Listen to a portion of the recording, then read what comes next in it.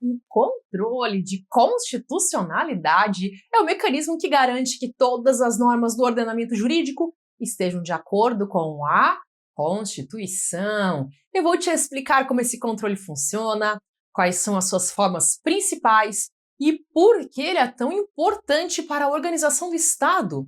Você vai entender a diferença entre o controle difuso e o controle concentrado, quem pode exercê-los, como eles surgem na prática e quais são os efeitos das decisões.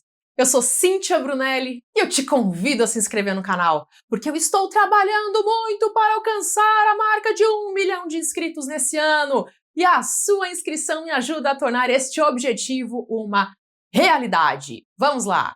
Quando eu falo em controle de constitucionalidade, eu estou me referindo à verificação de compatibilidade entre uma norma inferior e ela, a Constituição.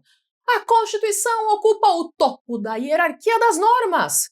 Isso significa que nenhuma lei pode contrariar aquilo que a Constituição estabelece. Se uma lei contrariar, essa lei pode ser afastada, ou até mesmo retirada do ordenamento jurídico. Esse controle pode acontecer de duas formas principais.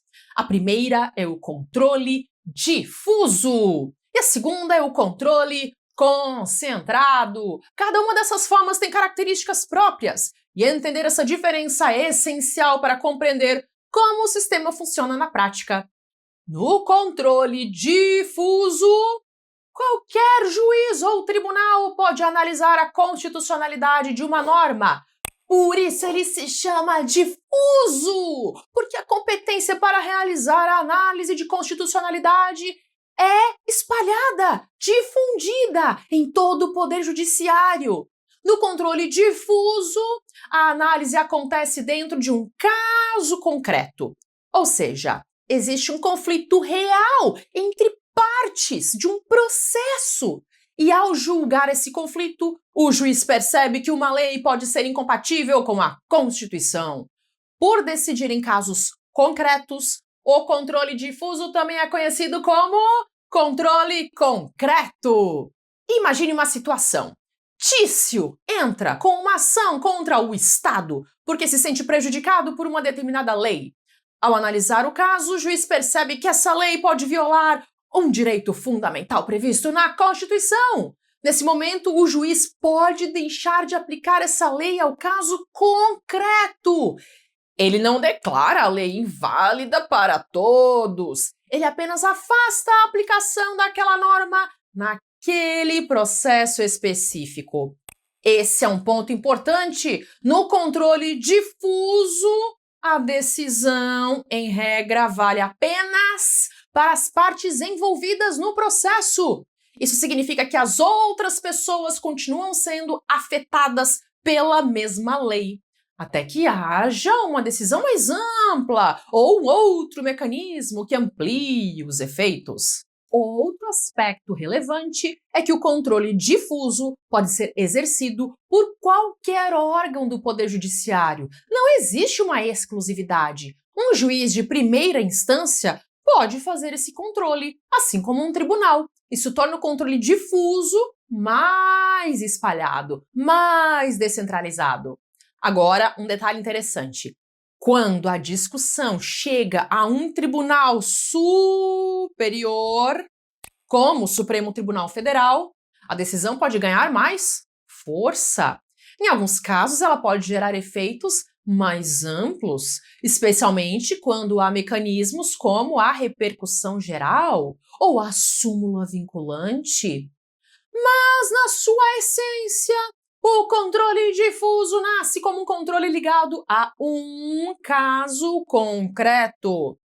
Por outro lado, nós temos também o controle concentrado. Aqui a lógica muda bastante. O controle concentrado não depende de um caso concreto entre as partes. Ele ocorre de forma direta, com o objetivo específico de analisar a constitucionalidade de uma norma. Por esse motivo, o controle concentrado é também conhecido como controle Abstrato, porque ele analisa a lei em tese, abstratamente, sem a necessidade de um caso concreto.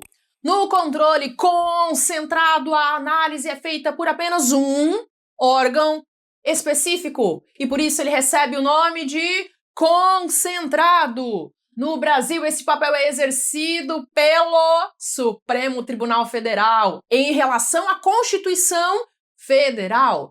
Já em relação às constituições estaduais, quem exerce o controle concentrado é o Tribunal de Justiça.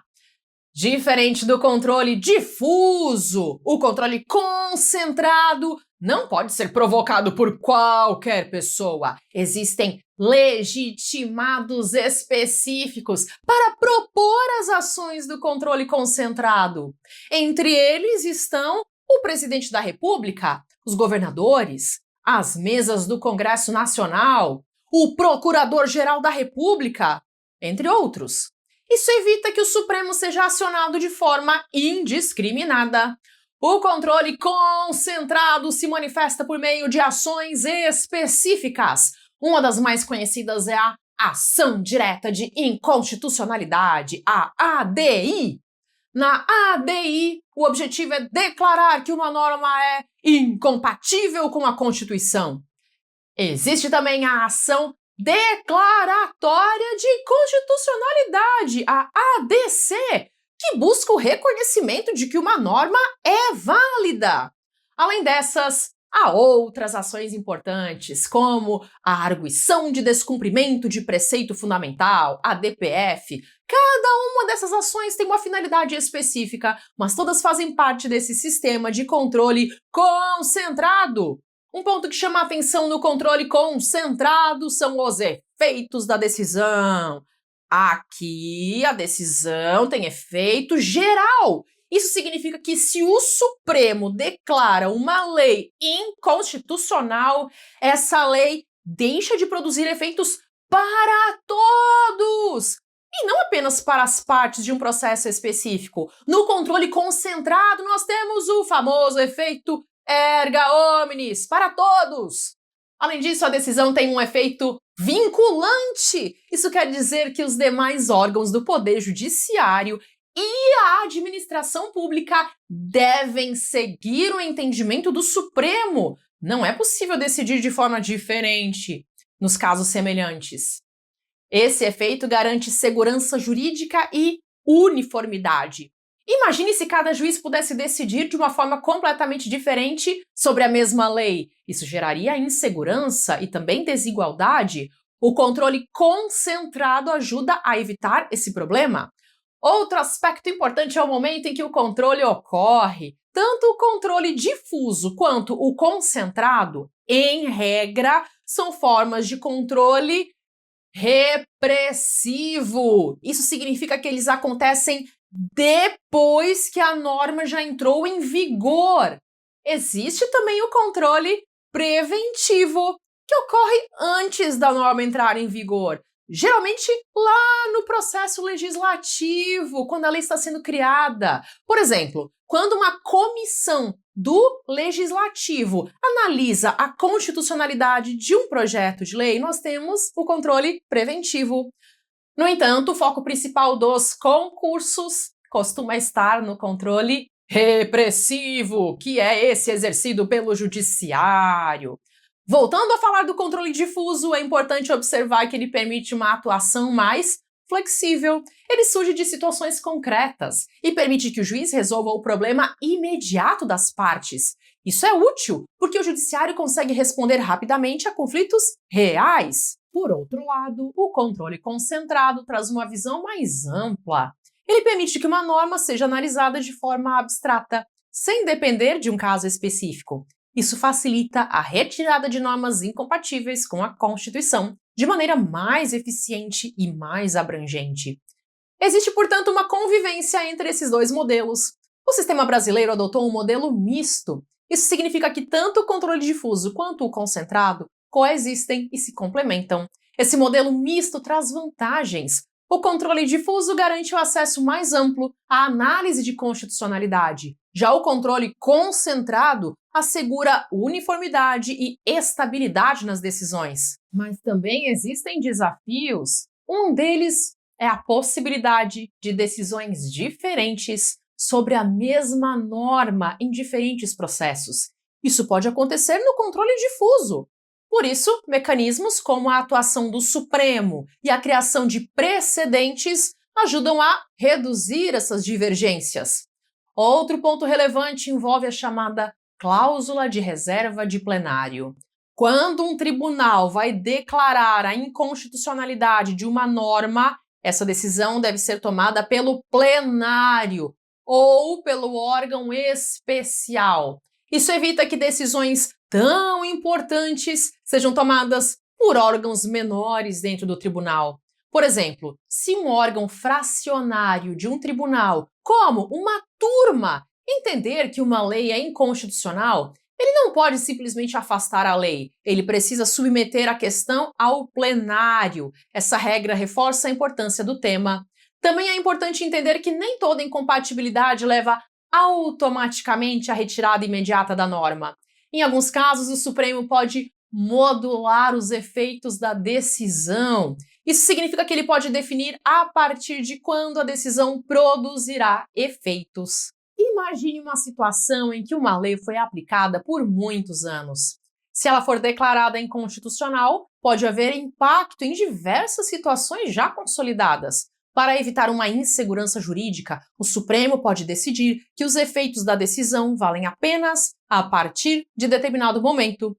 Esse tipo de decisão mostra que o controle de constitucionalidade não é apenas técnico, ele também envolve análise das consequências práticas. O objetivo é equilibrar a supremacia da Constituição com a estabilidade das relações jurídicas. Outro conceito importante é o de presunção de constitucionalidade das leis. Quando uma lei é criada, presume-se que ela é compatível com a Constituição. Isso significa que, até que haja uma decisão em sentido contrário, a lei deve ser aplicada normalmente. Essa presunção é importante para garantir o funcionamento do Estado. Sem ela, qualquer dúvida poderia paralisar a aplicação das normas. Por isso, o controle de constitucionalidade atua como um mecanismo de correção e não como um filtro prévio. Para fixar melhor, pense em dois caminhos diferentes. No controle difuso, o caminho começa com um problema concreto entre as pessoas. Já no controle concentrado, o caminho começa com uma ação específica, voltada diretamente à análise da norma. Ambos os caminhos levam à mesma pergunta central: a norma está ou não de acordo com a Constituição? A diferença está na forma como essa pergunta é feita e nos efeitos da resposta. Se você observar o sistema como um todo, você vai perceber que ele foi estruturado para proteger a Constituição de forma eficiente. Ao mesmo tempo, ele busca garantir acesso à justiça e segurança jurídica. Entender o controle de constitucionalidade é compreender como o direito lida com conflitos entre normas e princípios fundamentais. É perceber que a Constituição não é apenas um texto, ela é um parâmetro real que orienta e limita a atuação do Estado. Ao dominar esse tema, você passa a enxergar com mais clareza como decisões judiciais impactam a vida das pessoas e como o sistema busca manter coerência e estabilidade. Isso faz toda a diferença na compreensão do funcionamento do direito como um todo. Se você chegou até aqui, deixe o seu comentário com a frase: conhecer o direito abre portas. Conhecer o direito abre portas. Eu acredito que existe um motivo para você ter assistido esse vídeo até aqui. Talvez você esteja pensando em prestar concursos públicos, talvez você já esteja estudando, talvez você esteja tentando mudar de vida e construir um futuro melhor para você e para sua família, e talvez exista uma parte de você que sabe que é capaz de chegar mais longe, mas ainda não encontrou um caminho claro para seguir. Eu quero que você saiba de uma coisa: você não precisa ser um gênio para aprender o direito. Você não precisa ter uma memória perfeita. Você não precisa ser aquela pessoa que sempre tirou as melhores notas da turma. Eu mesma não fui assim. Lá na escola eu era uma aluna normal. Em algumas matérias eu chegava a ficar de recuperação. Eu não era considerada superdotada, nem uma aluna fora da curva. O que mudou a minha trajetória foi a dedicação. Quando eu entrei na faculdade de Direito, eu decidi levar os meus estudos muito a sério. E o resultado foi que eu me formei com média 9,5, que na época foi a maior média da minha turma, e eu recebi inclusive uma medalha pelo desempenho acadêmico.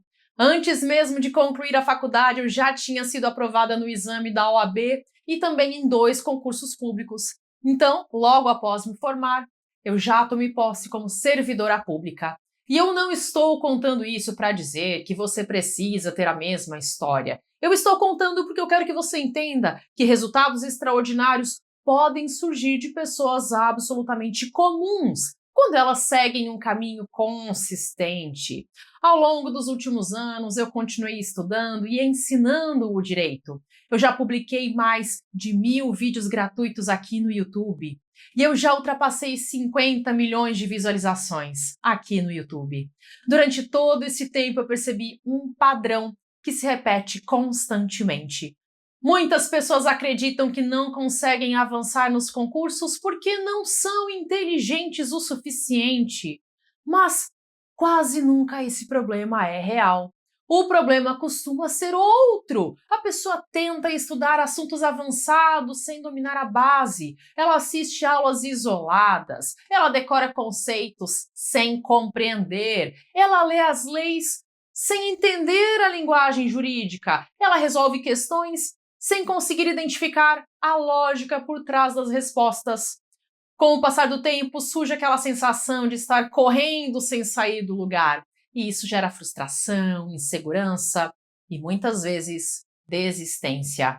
O pior é que muita gente continua gastando dinheiro com inscrições em concursos, sem ter construído os fundamentos necessários para competir de forma adequada. E quando isso acontece, não é apenas dinheiro que está sendo desperdiçado. É tempo, é energia, é motivação. Foi justamente pensando nesse problema que eu criei o Direito Básico para Concursos, que é um material com 7 e-books, é um box de 7 e-books. Esse material foi desenvolvido para quem está começando do zero e também para quem já estuda, mas sente dificuldade nas matérias jurídicas. O objetivo é ajudar você a construir uma base sólida de forma organizada, utilizando uma linguagem simples e fácil de entender. O box Direito Básico para Concursos reúne 7 e-books, 7 livros digitais, com 15 das matérias mais importantes dos concursos públicos. Em cada uma dessas matérias eu selecionei os temas mais cobrados pelas bancas. Além disso, eu utilizei uma linguagem leve e acessível, acompanhada de exemplos práticos que ajudam você a compreender os conceitos com mais facilidade. E eu quis ir além dos conteúdos jurídicos. Por isso, eu incluí também, como bônus, um curso que é o Aprovação Acelerada. Nesse curso, bônus, você terá acesso a 7 aulas que abordam os principais pontos que todo concurseiro precisa dominar para evoluir mais rápido. Você vai aprender sobre rotina de estudos, foco, memorização, estudo de leis, definição de estratégia, mentalidade e técnicas para aprender melhor. Porque não basta saber o que estudar, também é importante aprender como estudar. Talvez você esteja pensando que você nunca estudou direito antes. Esse material foi criado exatamente para pessoas nessa situação. Talvez você ache que você tem dificuldade em entender a linguagem jurídica. Foi por isso que eu procurei simplificar ao máximo as explicações. Talvez você já tenha começado a estudar outras vezes e acabado desanimando. Isso acontece com muita gente quando falta organização e direcionamento. E para que você possa conhecer o material com tranquilidade, a compra tem garantia de 7 dias. Então você pode acessar, baixar todos os e-books, você pode ler tudo que você quiser e você tem 7 dias para decidir se você quer ficar ou não. Se você quiser conhecer o Direito Básico para Concursos, o link está disponível na descrição desse vídeo. Agora eu quero deixar uma mensagem importante. Independentemente da decisão que você tomar hoje, continue estudando, continue avançando, continue investindo em você. Se você decidir adquirir o direito básico para concursos, eu acredito que você vai encontrar uma forma mais rápida e organizada de construir a sua base jurídica. Mas se nesse momento você preferir seguir utilizando apenas os conteúdos gratuitos aqui do YouTube, tá tudo bem também. Eu já gravei mais de 1000 vídeos gratuitos aqui no canal e eu organizei centenas deles em playlists para facilitar os seus estudos.